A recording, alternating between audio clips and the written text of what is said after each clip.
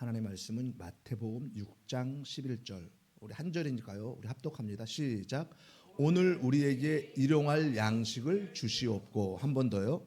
오늘 우리에게 일용할 양식을 주시옵고. 아멘. 할렐루야. 예수님은 우리의 왕이십니다. 예수님은 우리의 생명이시고 우리의 전부이십니다. 여러분, 예수님을 만나고 예수님을 회복하면은요, 우리의 전부가 회복됩니다. 우리는 내일 일을 알지 못해요. 예수님을 만나면은 우리의 이 문제가 해결이 되고, 그리고 우리의 이 질병들이 치유되고, 그리고 우리의 상한 심령이 회복되고, 그리고 우리의 갈 길이 보입니다. 여러분, 우리가 내일 일을 모르잖아요. 한 치 앞을 모르잖아요. 그래서 오늘 드리는 이 예배가 우리에게 마지막 예배가 될 수 있습니다. 그래서 저도 오늘 마지막 설교라는 마음으로 온 힘을 다해서 예수님을 선포하고요. 그리고 여러분들도 온 마음을 다해서 예배드림으로 예수님을 만나셔야 합니다. 지금 이곳에 우리 심령 가운데 예수님이 임재해 계십니다. 그러므로 여러분, 말씀을 들을 때, 말씀을 듣는 중에, 말씀을 듣는 가운데 그 말씀 가운데 임재하시는 예수님, 그 말씀 자체이신 예수님, 그 예수님을 꼭 만나시기를 주님의 이름으로 축원합니다. 오늘은요, 주기도문 우리가 강의 세 번째 시간이에요. 주기도문을 우리가 계속해서 강의를 하고 있는데요. 오늘은 세 번째 일용할 양식이라는 제목으로 여러분들에게 말씀을 증거하겠습니다. 사랑하는 여러분, 오늘 우리가 함께 붙들 말씀은 너무너무 익숙한 말씀입니다. 그렇죠? 주기도문 가운데 한 구절이에요. 오늘 우리에게 일용할 양식을 주시옵고. 이 말씀을 우리는요, 얼마나 많이 외웠는지 모릅니다. 주일 예배 때 그때도 외웠고, 그죠? 새벽 예배 때도 외웠고, 금요 예배 때도 외웠고, 뭐 가정 예배에도 외웠고, 구역 예배, 셀 예배 때도 외웠고, 그죠? 여러분은 신앙생활 처음 시작할 때 제일 먼저 어떤 분은 제일 먼저 외운 말씀이 바로 이 주기도문이에요. 처음 오신 분들이 외운 말씀이 주기도문. 그런데 여러분, 너무 익숙한 말씀은요, 때로 너무 쉽게 지나갑니다. 많이 외운 말씀인데, 근데 정작 깊은 뜻은 모를 수 있습니다. 입술은 익숙한데 영혼은 아직 그 의미를 다 받지 못할 수 있습니다. 오늘 주님께서 우리에게요, 이 말씀을 다시 열어주셔서 그동안 우리가 얕게 보았던 그 자리에 숨겨진 복음의 깊이를 보게 하시기를 여러분 축원합니다. 사랑하는 여러분, 우리는 그동안요, 주기도문을 어떻게 이해했습니까? 주기도문은 기도의 모범이다. 예수님이 가르쳐 주신 기도다. 기도는 이런 순서로 해야 한다. 이렇게 많이 배웠습니다. 그 말이 아주 틀린 말은 아닙니다. 분명히 주기도문은요, 기도의 모범이 맞습니다. 그런데 거기에서 멈추면 주기도문을 너무 작게 보는 것입니다. 우리는 또 주기도문을 의무로도 많이 이해했습니다. 하늘에 계신 우리 아버지여, 그러면 이름이 거룩히 여김을 받으시오며, 그러면 이 말씀을 읽으면서 그래, 내가 더 거룩하게 살아야지, 내가 하나님의 영광을 드러내야지, 이렇게 생각했습니다. 그리고 나라가 임하시오며, 이 말씀을 붙잡고 내가 하나님의 나라를 이 땅에 세우기 위해 더 열심히 충성해야지, 이렇게 생각했습니다. 뜻이 하늘에서 이루어진 것 같이 땅에서도 이루어지다, 이 말씀을 보며 내가 땅에서 하나님의 뜻이 이루어지도록 더 수고를 해야지, 이렇게 이해를 했습니다.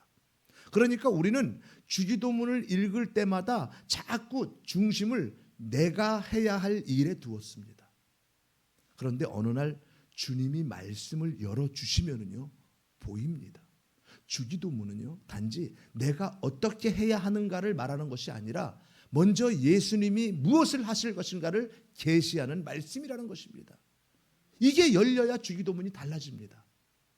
그러니까 이름이 거룩히 여김을 받으시오며, 이것은 인간이 간신히 하나님 이름 높여드리는 그 정도의 말이 아니라 예수님께서 아버지의 이름을 완전히 영화롭게 하시겠다는 선언입니다.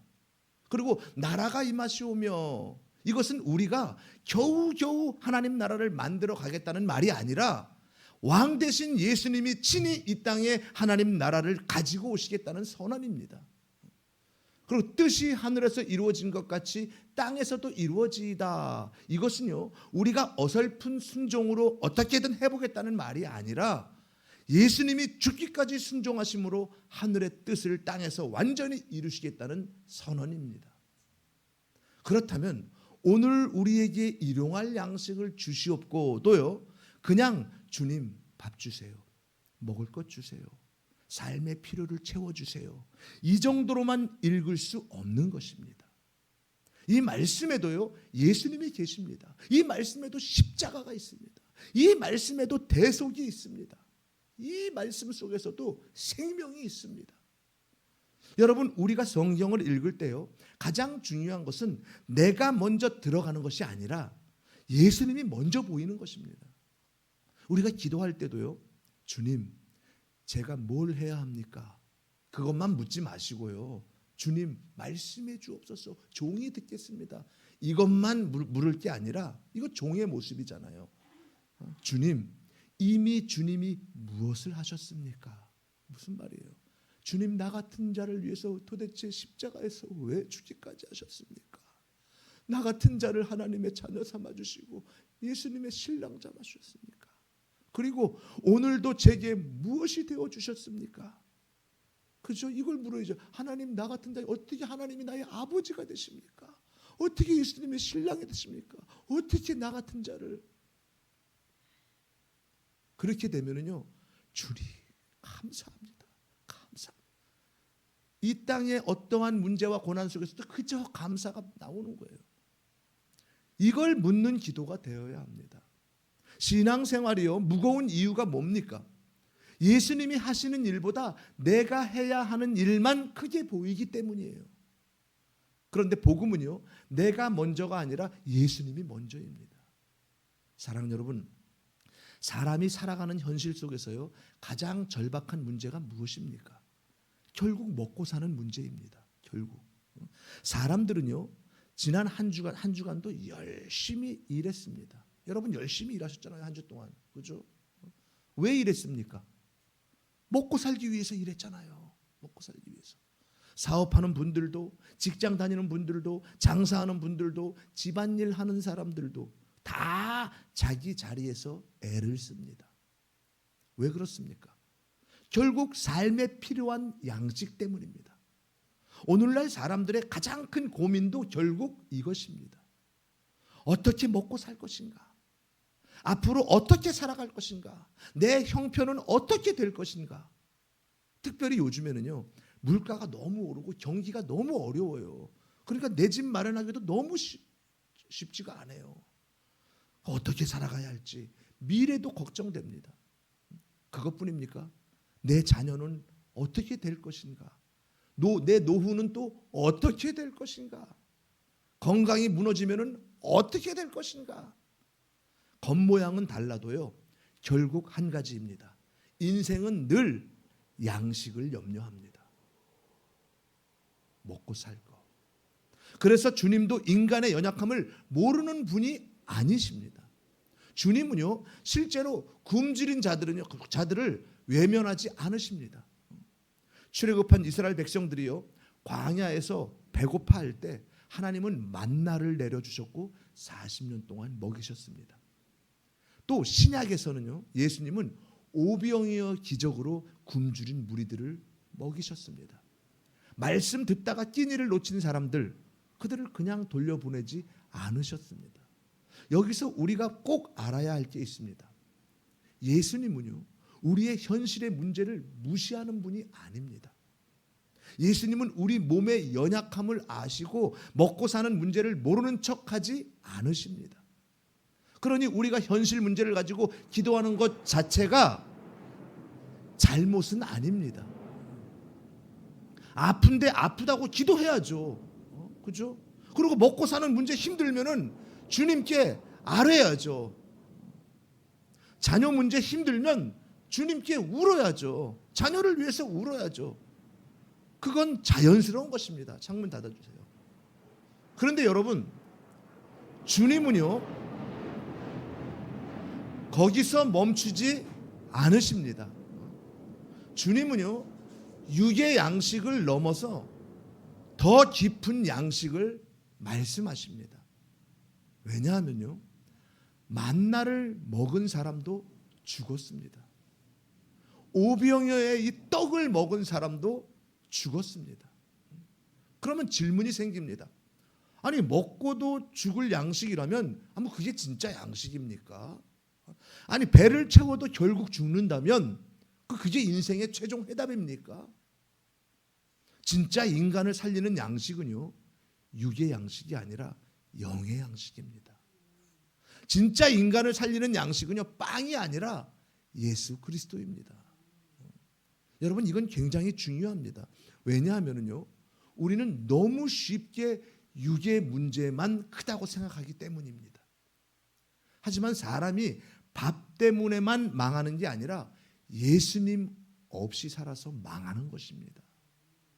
사람이 돈이 없어서만 무너지는 것이 아니라 생명의 떡이 없어서 무너지는 것입니다. 내가 요즘, 여러분 보세요, 내가 요즘 제일 자주 하는 걱정이 무엇이에요? 각자. 그것이 혹시 내 영혼의 중심을 완전히 차지하고 있지는 않습니까? 무엇에 관심을 두고 있습니까 지금? 예수님보다 그 걱정이 더 커져 있지는 않습니까? 주님은 오늘 말씀하십니다. 네가 걱정하는 그것도 내가 안다. 그런데 네가 진짜로 먹어야 살 수 있는 것은 바로 나다. 여러분, 창세기를 보십시오. 하나님은요, 인간을 먼저 만드신 것이 아닙니다. 인간이 먹고 살 수 있는 모든 환경을 먼저 준비하셨습니다. 하늘도 만드시고 땅도 만드시고 식물도 만드시고 열매도 맺게 하시고 모든 것을 예비하신 후에 인간을 창조하셨습니다. 이것은 무엇을 보여줍니까? 하나님은 인간을 부족함 속에 내던지신 분이 아니라 풍성한 공급 가운데 두신 분입니다. 그런데 첫 인간 아담은요, 이걸 만족하지 못했어요. 하나님이 주신 것으로 만족하지 않고 하나님이 금하신 것까지 손을 댔습니다. 선악과를 먹었어요. 선악과. 왜 그랬습니까?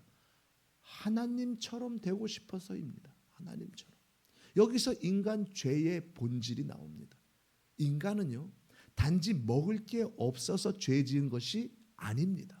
먹을 건 많았잖아요, 에덴 동산에. 인간은요, 하나님을 떠나 자기 스스로 충만해지고 싶었습니다. 하나님 없이 살아보고 싶었습니다. 자기 힘으로 높아지고 싶었어요. 그 결과로 무엇이 왔습니까? 생명이 아니라 죽음입니다. 영광이 아니라 수치입니다. 충만이 아니라 공허입니다. 자유가 아니라 죄의 종됨입니다. 그래서 타락한 인간은요, 지금도 여전히 먹는 문제에 붙들려 있습니다. 육의 문제에 사로잡혀 있습니다. 늘 결핍을 느끼고 늘 불안하고 늘 모자라고 늘 더 가지려고 합니다. 그러나 여러분, 인간의 진짜 문제는요, 떡이 없는 것이 아닙니다. 인간의 진짜 문제는 하나님과 끊어졌다는 것입니다. 그래서 죄 가운데 죽어 있는 것입니다. 아무리 맛있는 걸 먹어도 죽습니다. 아무리 건강식을 먹어도 죽습니다. 아무리 부유하게 살아도 죽습니다. 아무리 유명해져도 다 죽습니다. 이 말은요, 허무하라고 하는 말이 아닙니다. 현실을 정확히 보라는 것입니다. 인간은 떡으로 살 수 없는 존재입니다. 왜냐하면요, 인간은 본래 하나님으로 사는 존재였기 때문입니다. 여러분, 우리 마음이 왜 그렇게 쉽게 불안해집니까? 왜 작은 형편 변화에도 흔들립니까? 왜 일이 좀 안 되면 금방 낙심합니까? 왜 누가 말 한마디 하면 속이 무너집니까? 겉으로는 현실 문제 같지만 사실은요, 영혼이 굶고 있기 때문일 수 있습니다. 예수를 충분히 먹지 못하면 현실이 지나치게 커 보이는 거예요. 그러면 작은 문제도 나를 삼킬 것처럼 느껴져요. 그래서 오늘 주님은요, 육의 배고픔보다 더 무서운 영혼의 배고픔을 보게 하십니다. 사랑하는 여러분, 이 죄와 죽음 가운데 있는 인간을 살리기 위해 예수님이 이 땅에 오신 거예요. 예수님은 단지 좋은 가르침을 주러 오신 분이 아닙니다. 예수님은 기적을 보여주러 오신 분이 아니에요. 예수님은 인생 상담해 주러 오신 분이 아닙니다. 예수님은요, 죽은 자를 살리러 오신 분입니다. 멸망으로 가는 죄인을 생명으로 옮기려 오신 분입니다. 그리고 그 일을 위해 자신이 생명의 양식이 되셨습니다. 요한복음 6장을 보면은요, 예수님은 오병이어의 기적을 행하십니다. 많은 사람들이 먹었습니다. 다 배불리 먹었습니다. 놀라운 기적이죠. 그죠? 그런데 그 기적을 체험한 사람들의 반응이 무엇입니까? 이분을 왕으로 삼자입니다. 왜요? 우리 먹는 문제 해결해 주실 분으로 본 것입니다. 우리의 먹고 사는 문제, 우리의 삶에 잘 사는 그 복을 주는 그런 문제, 우리 인생에 복을 주는 분으로 그렇게 보았어요. 그들은 예수님을 구원자로 본 것이 아닙니다. 예수님을 생명의 떡으로 본 것이 아니에요. 예수님을 자기 현실에 유익을 주는 분 정도로 본 것입니다. 여러분, 오늘날도 이럴 수 있습니다. 예수 믿으면 일이 잘 돼야지. 예수 믿으면 문제가 없어야지. 예수 믿으면 형편이 좀 풀려야 되는 거 아니야? 자꾸 예수님을 무엇을 주는 분으로만 생각합니다. 물론 예수님은 주시는 분입니다. 은혜도 주시고 평안도 주시고 위로도 주시고 공급도 주십니다. 그런데 거기서 멈추면 아직 예수님을 다 모르는 것입니다. 예수님이 주시고 싶으셨던 가장 큰 선물은요, 어떤 환경 변화가 아닙니다. 예수님 자신입니다. 그래서 주님은 말씀하십니다. 내 삶은, 내 살은 참된 양식이요, 내 피는 참된 음료로다. 나를 먹는 자는 영생하리라. 나는 하늘에서 내려온 생명의 떡이다. 나를 먹는 자, 예수님을 먹는 게 뭐예요? 예수는 믿는 자. 나를 먹는 자는 영생하리라. 예수를 믿는 자는 영생하리라. 이 말은요, 너무 충격적입니다. 사람들은 도무지 이해하지 못했어요. 심지어 제자들도 처음에는 잘 몰랐습니다. 나를 먹으라고, 예수를 먹으라고. 그런데 주님은 분명히 말씀하셨습니다. 너희가 진짜 먹어야 할 것은 떡이 아니라 바로 나다. 아멘, 아멘. 여기서 복음의 반전이 일어납니다. 첫 아담은요, 먹어서 죽음을 가져왔습니다. 마지막 아담 예수님은요, 자기 자신이 먹히심으로 생명을 주셨습니다. 첫 아담은 내가 먹겠다 였습니다. 마지막 아담은 내가 너희를 위해 양식이 되겠다입니다. 이게 복음입니다. 혹시 나는 예수님을 믿으면서도 예수님보다 예수님이 주시는 어떤 것에 더 관심이 많지는 않습니까? 주님보다 형통을 더 좋아하고, 주님보다 해결을 더 좋아하고, 주님보다 편안함을 더 찾고 있지는 않습니까? 오늘 주님은요, 우리를 책망으로 몰아가시기보다 더 깊은 자리로 초대하십니다. 나를 좀 더 구해라. 예수님을 구해라. 내가 주는 것만 말고, 내가 주는 것, 필요를 채워주는 그것만 말고 나를 구해라. 예수님 자신을 좀 구해라. 내가 너의 생명이다. 이렇게 초대하십니다. 사랑하는 여러분, 광야의 만나가 무엇입니까? 하늘에서 내려온 양식입니다. 사람이 만든 것이 아니에요. 하나님이 주신 것입니다. 그런데 그 만나를 먹은 조상들도 죽었습니다. 왜요? 만나 그 자체가 최종이 아니기 때문이에요. 만나는요, 장차 오실 참된 만나, 참된 하늘의 떡이신 예수님을 가리키는 그림자였습니다. 오병이어도 마찬가지입니다. 주님은 실제로 굶주린 자를 먹이셨어요. 그러나 그 사건은요, 단지 빵 나눔 행사가 아닙니다. 예수님 자신이 참된 양식이라는 표적입니다. 또 요한복음 4장에 보면 수가성 여인, 사마리아 여인을 보십시오. 그 여인은요, 물이 필요한 여인이 아니었습니다. 인생 전체가 목말랐어요. 관계도 목마르고, 그리고 인정도 목마르고, 사랑도 목마르고, 마음도 목말랐습니다. 그런데 주님은 그 여인에게 좋은 물, 좋은 우물 하나 더 줄게 라고 하지 않으셨습니다. 주님은 말씀하셨습니다. 내가 주는 물을 마시는 자는 영원히 목마르지 아니하리라. 아멘, 아멘. 주님이 주시는 것은 늘 그렇습니다. 겉문제만 해결하는 정도가 아닙니다. 인생의 뿌리 문제를 해결하십니다. 그리고 십자가에 가셨어요. 왜 가셨습니까? 우리에게 양식이 되기 위해서입니다. 자기 몸을 찢으시고 자기 피를 흘리시고 죄인을 살리는 이 생명의 떡이 되시기 위해서입니다. 여러분, 얼마나 놀라운 사랑입니까? 전능하신 하나님이 죄인에게 먹히기 위해 오셨습니다. 우리를 살리기 위해 자기 자신을 내어주셨습니다. 이걸 생각하면요, 마음이 뜨거워져야 합니다. 주님, 왜 그렇게까지 하셨습니까? 이 고백이 나와야 합니다. 나 같은 자가 무엇이길래 나 같은 자를 위해서 하나님이신 예수님이 이 땅에 오셔서 그렇게 죽기까지 하셨습니까? 십자가에서 모든 고통을 당하시고 십자가에서 모든 수치를 다 당하시고 그렇게까지 하셔야 했습니까? 왜 그러셨습니까? 이 고백이 나와야 합니다. 대답은 하나입니다. 사랑하셨기 때문입니다. 내가 너를 사랑한다. 우리를 살리고 싶으셨기 때문입니다. 우리가 떡에 묶여 살다가 지옥 가는 존재가 아니라 주님 안에서 영생 누리는 자 되기를 원하셨기 때문입니다. 우리가 예배 자리에 나올 때도요, 마음이 달라져야 합니다. 예배는 종교 행위가 아닙니다. 예배는 생명의 떡을 먹는 자리입니다.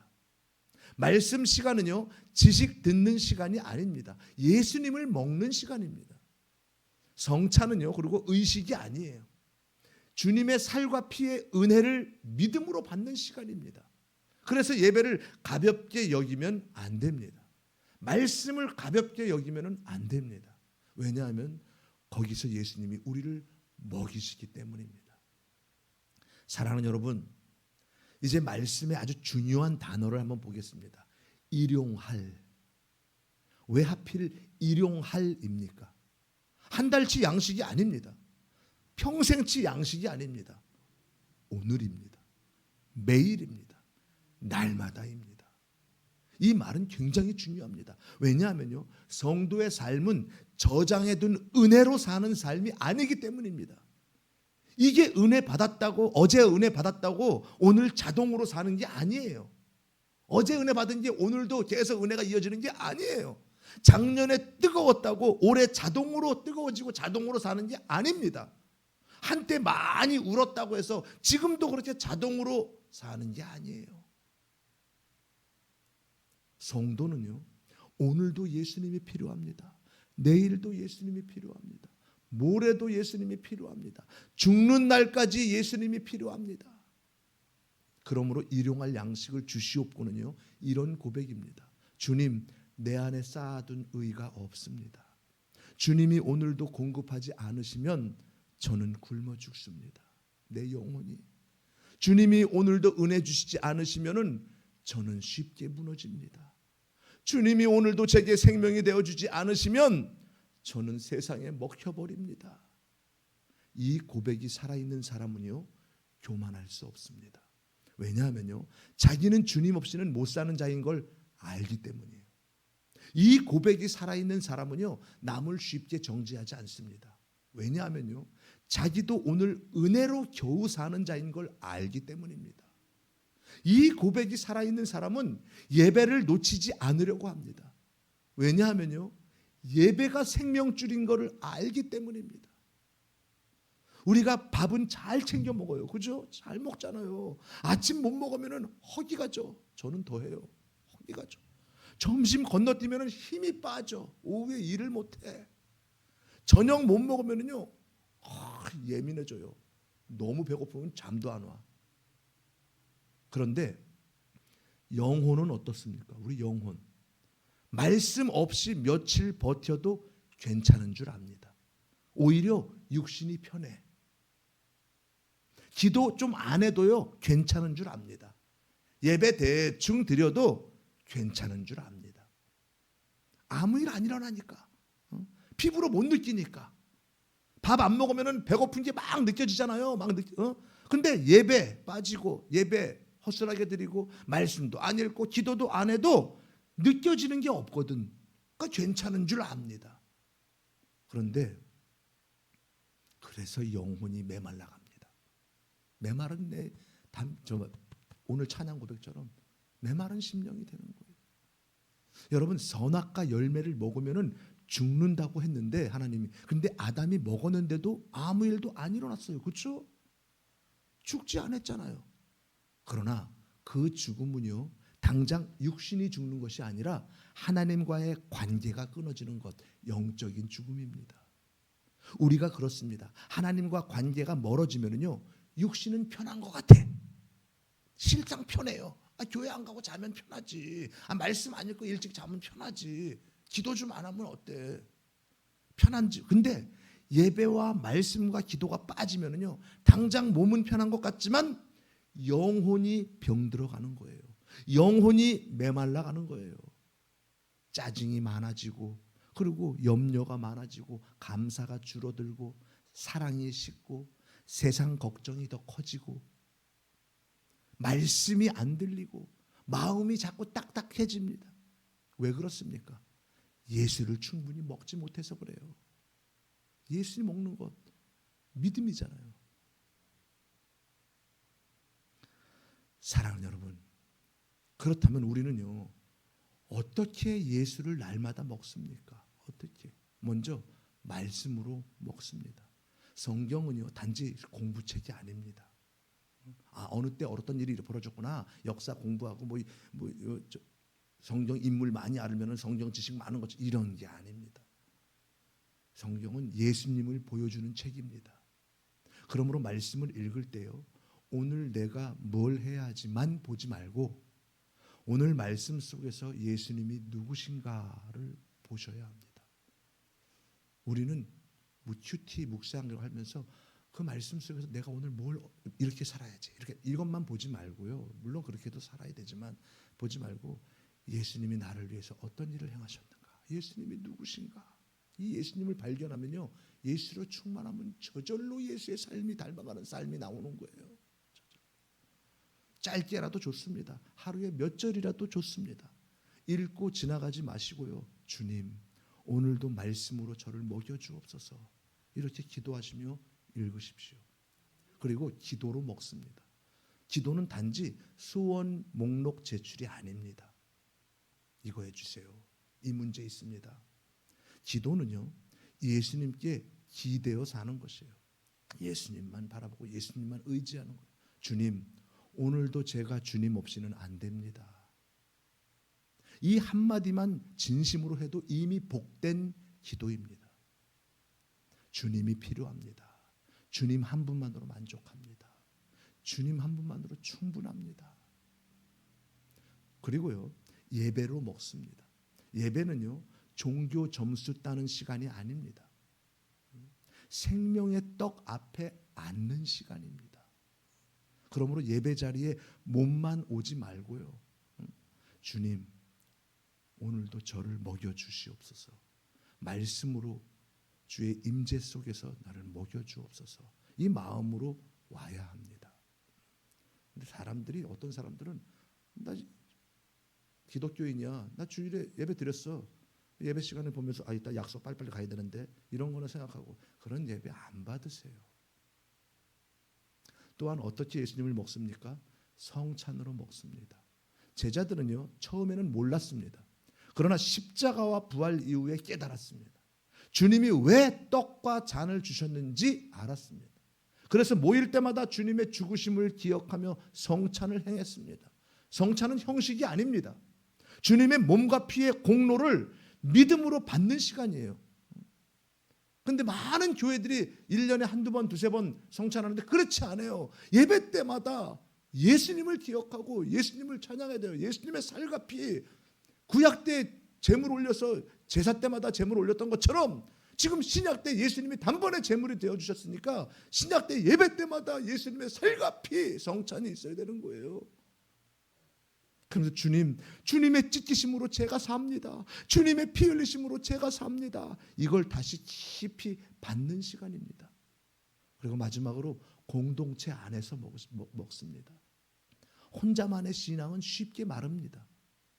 같이 예배드리고 같이 찬양하고 같이 말씀 듣고 같이 은혜 나눌 때 주님이 공동체를 통해 우리를 먹이십니다.